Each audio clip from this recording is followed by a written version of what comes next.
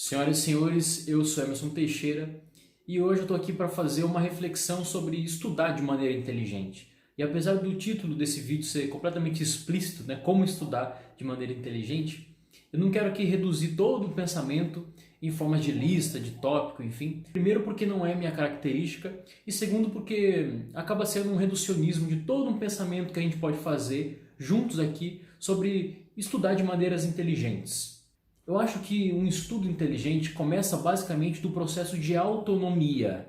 Antes de discorrer sobre isso, é importante entender essa palavrinha. O que seria uma pessoa autônoma? A pessoa autônoma é aquela que está liberta, aquela que se desprendeu, seja de uma amarra, de um pensamento unificador e limitante, enfim, a pessoa que se atreveu a seguir uma próxima etapa. E geralmente essa próxima etapa diz respeito a ela própria, ou a sua perspectiva, de maneira periférica. Com a autonomia, vem alguns outros pontos que eu quero mencionar aqui brevemente. O primeiro é o senso crítico.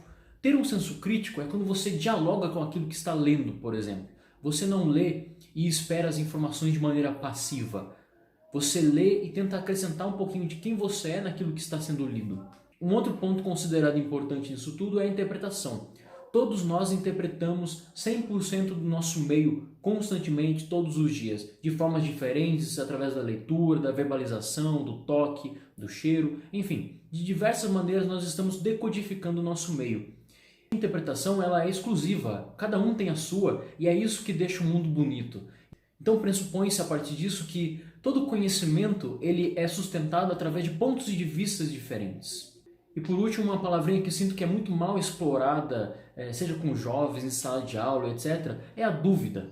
Porque as pessoas tendem a colocar a dúvida numa prateleira da ignorância, da ingenuidade. Se você perguntar, isso demonstra a sua incapacidade intelectual. Quantas pessoas que você vê na internet que realmente pedem ajuda, que demonstram que ainda não entenderam, que não leram um determinado pensador, mas ainda assim querem se achar donos da verdade. Como se duvidar, como se perguntar fosse sinônimo de fraqueza. E não poderia ser mais o contrário. Não existiu um só líder, não existiu um só gênio, um sábio na história da humanidade que não tenha começado com apenas uma pergunta. Para onde vamos, quem somos, qual é o nosso propósito, o que faremos a seguir e como faremos isso. E trazendo todos esses dilemas para o estudo, que é o tema principal desse vídeo, eu acho que nós chegamos imediatamente na leitura.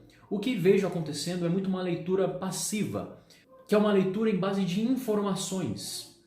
E qual seria o contrário disso? Seria, no caso, a leitura ativa. É quando você se isola de todas essas inseguranças que o mundo às vezes nos empurra, acredita em você mesmo e sabe que nunca começamos do zero. Uma leitura, ela nunca começa do zero. Nós depositamos parte das nossas experiências, dos nossos conhecimentos prévios naquilo que se está sendo lido, naquilo que está sendo estudado e assim por diante. Então, ao ler um texto, eu tenho que ter consciência autônoma de perceber que parte da leitura e parte do conhecimento adquirido diante do texto se deve aos meus conhecimentos prévios, às minhas experiências, à minha capacidade intelectual. É o buscar o eu dentro daquilo que está sendo lido. Seja um texto de filosofia clássico, um texto acadêmico de ciência, uma teoria da pedagogia, enfim, é você procurar você dentro de qualquer tema que você esteja analisando. Para ajudar a exemplificar isso, eu vou usar aqui um pensador que se chama Piazzi. Ele escreveu um livro de neuropedagogia chamado Aprendendo com Inteligência. Nesse livro ele vai trazer um pensamento onde ele vai criar uma distinção entre informação e conhecimento. E como que nós, no nosso dia a dia, no cotidiano, na correria, na rotina, confundimos um e o outro. Então vamos pegar como exemplo.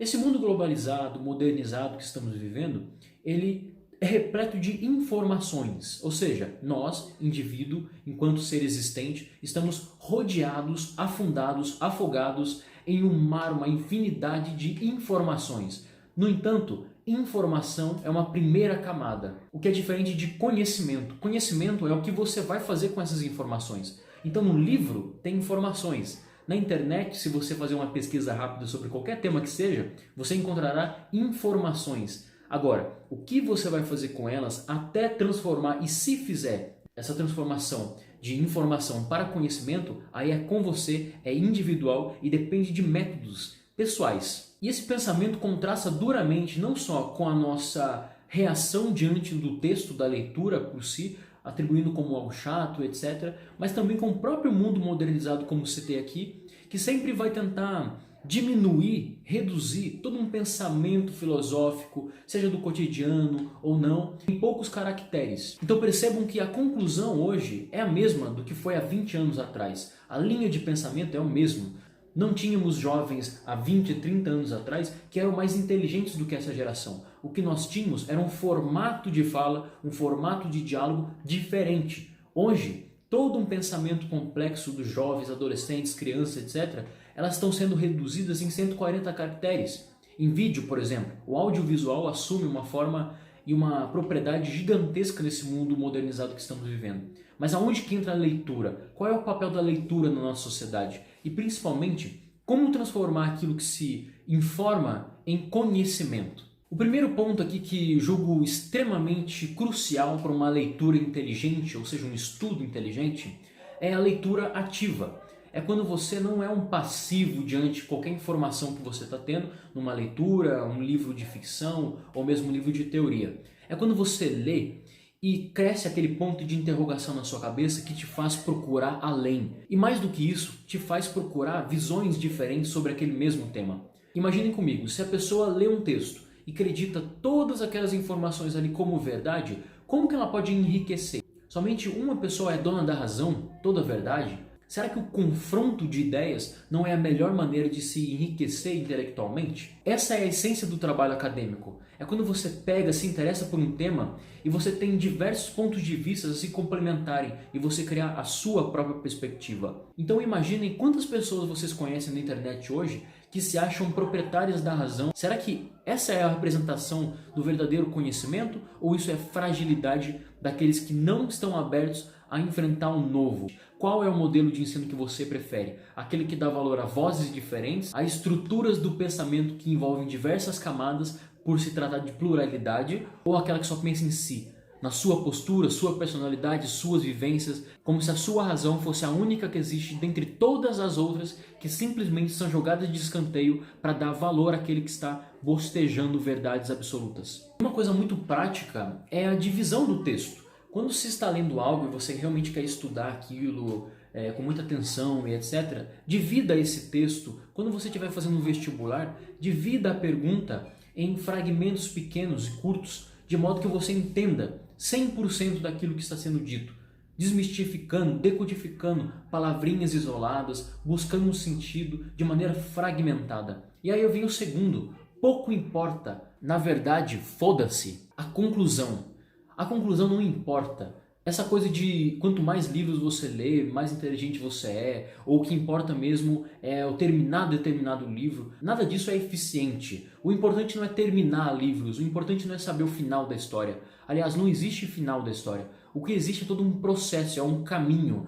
O caminho da inteligência, da intelectualidade, é uma jornada cheia de aventuras, cheia de problematizações, onde você, somente sentado, com atenção, dando respeito ao seu tempo de estudo, às suas necessidades, enfim, respeitando a si próprio e a tua capacidade de aprender, é que você vai adquirir conhecimento.